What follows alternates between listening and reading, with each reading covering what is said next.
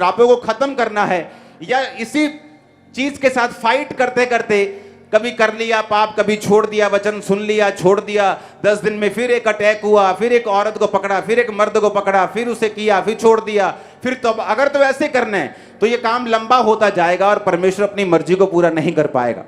अब यहां पर परमेश्वर को उसने इन्वॉल्व किया। आप इन्वॉल्व कर सकते हैं, पहला काम तौबा करके। आप तौबा करेंगे, आप परमेश्वर को अपनी जिंदगी में शामिल कर लेंगे। जब परमेश्वर आपकी जिंदगी में शामिल हो जाएगा तो धीरे धीरे आप उसके वचन को जब मानना शुरू कर लेंगे, आप कर्जे से बाहर आ जाएंगे। दूसरा, एक जीवित चर्च के साथ जुड़ना। अब बाइबल कहती है वो क्रिश्चियन थी पहले से ही, यहोवा को मानने वाली थी, पर परमेश्वर के दास के कांटेक्ट में नहीं थी। बाइबल कहती है जब वो मस्से वाले दास के कांटेक्ट में आई और उसने कहा तेरे हाथ में क्या है, उसने कहा थोड़ा सा तेल है। कई बार हम सोचते हैं कि परमेश्वर मुझे बरकत दे। परमेश्वर बोलता है किस चीज के ऊपर बरकत दूं?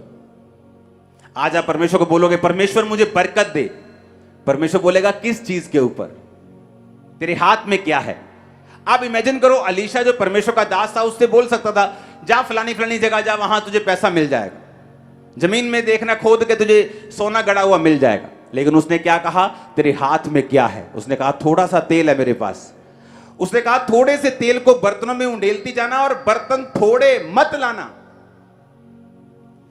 कि जब तुम परमेश्वर के ऊपर भरोसा रखते हो तो मत सोचो कि तुम्हारा घर 45 लाख का है और तुम कर्जे के बिना उसे नहीं ले सकते। तुम आज पैसा जोड़ना शुरू करो और टाइथ देना शुरू करो।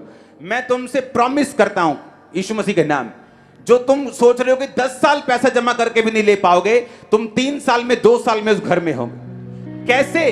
यही तो परमेश्वर है। यही तो परमेश्वर है जो हमारी सेंसिस से परे काम करता है। यही तो वो हमें वो भरोसा करना सिखा रहा है कि तुम कुछ भी लेना चाहते हो उसकी ग्रेस के ऊपर भरोसा रखो, उस स्पिरिट के अनुसार ना चलो जो लोगों में काम कर रही है, जो उस एरिया में काम कर रही है। आप इमेजिन करो ये स्पिरिट के साथ पास्टर्स भी परेशान हैं। उन्हें कर्जा उठाने की इतनी आदत पड़ चुकी है कि जब एक कर्जा खत्म होने वाला होता है तो दूसरा कर्जा, तीसरा कर्जा। क्यों? क्योंकि कर्जे की एक स्पिरिट है। जिस तरह बीमारी की एक आत्मा है, कर्जे की भी एक आत्मा है। और कर्जे की स्पिरिट ये चाहती है कि आप हमेशा नौकर बन के रहें ताकि आप वो प्रैक्टिस ना कर सके जो वचन कहता है। अगर आप बिलीव नहीं करते आप राजाओं की संतान हैं और राजकुमार हैं, और राजकुमार की तरह आप चलते नहीं, राजकुमार की तरह बोलते नहीं, आप राजकुमार कभी बन भी नहीं सकते। क्योंकि परमेश्वर चाहता है जो आप बिलीव करते हैं उस पर आप प्रैक्टिस करें।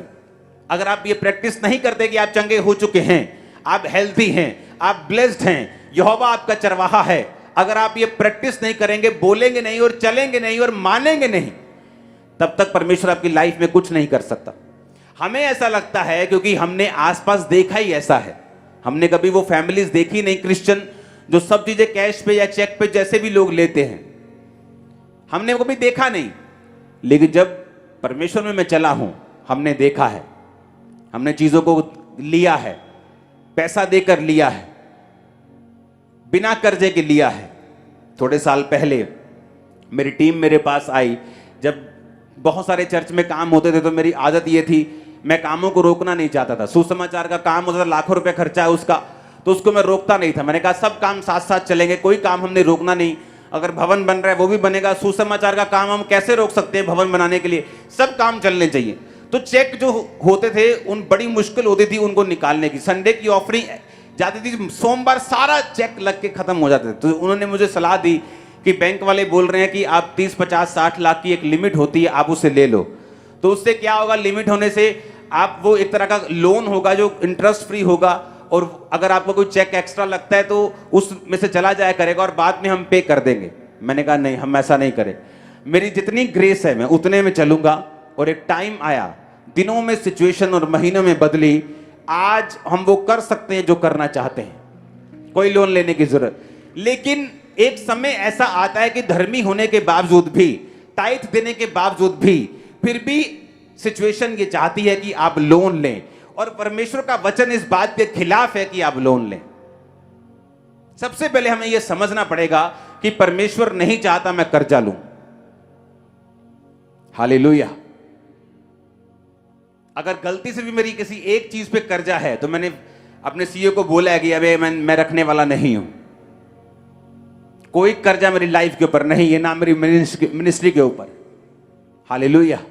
रीजन क्या है? हमें प्रैक्टिस करना है, और जब हम प्रैक्टिस करने लगेंगे, आप मेरी बात पे यकीन करना, हेवन ओपन होगा, पैसों का इंतजाम होगा, आप बाइक्स भी लेंगे, गाड़ियां भी लेंगे, घर भी लेंगे, बच्चों को भेजेंगे भी फॉरेन पढ़ने के लिए, आप बिजनेस भी करेंगे, जॉब्स भी करेंगे, आप घरों को बनाएंगे भी, रेनोवेट भी करेंगे, सब काम करेंगे बिना खर्चे से, in the mighty name of Jesus. बस आपको एक फैसला लेना है। आप डिलीवरेंस मीटिंग्स में हैं, आपको ये दिमाग में रखना है कि परमेश्वर आपसे बात कर रहा है, और जब आप इस स्पिरिट पर सेट हो जाएंगे कि खुदावन मेरे पास साइकिल के पैसे हैं तो मैं स्कूटर खरीदने नहीं जाने वाला लोन लेके, मैं साइकिल पे ही रहूंगा लेकिन तेरे वचन को पूरा करूंगा, मैं प्रेयर करूंगा, पवित्रताई में रहूंगा, टाइट दूंगा, तेरे सब काम करूंगा, प्रेजेंस में रहूंगा, तौबा में रहूंगा, और जीवित चर्च के साथ जुड़ा रहूंगा। बाइबल कहती है जैसे वो जीवित चर्च के सामने आई, अलीशा एक जीवित चर्च था। वो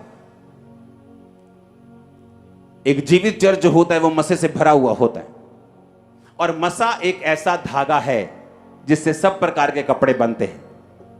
टेंट भी धागे से बनता है, पर्दे भी धागे से बनता है, मैट जहां आप बैठे, दरी बैठे, वो भी धागे की है, जो मैंने डाला है वो भी धागे का, जो आपने डाला वो भी धागे बना, सब धागे का, किसी का सूती का है, किसी का नायलॉन का है। उसी तरह से जो मसा है, जो अनॉइंटिंग है, जिस तरह से उस औरत पे काम किया और परमेश्वर ने उसे फ्री किया, कैंसर से फ्री किया, पागलपन से फ्री किया, बैकबोन के टीबी से फ्री किया, मस्सा वही है, काम अलग अलग कर रहा है। तो अनॉइंटिंग जो मस्सा जो अब मौजूद है चर्च में, ये कर्जे के ऊपर भी उसी तरह काम करेगा जिस तरह बीमारियों के ऊपर ये काम कर रहा है।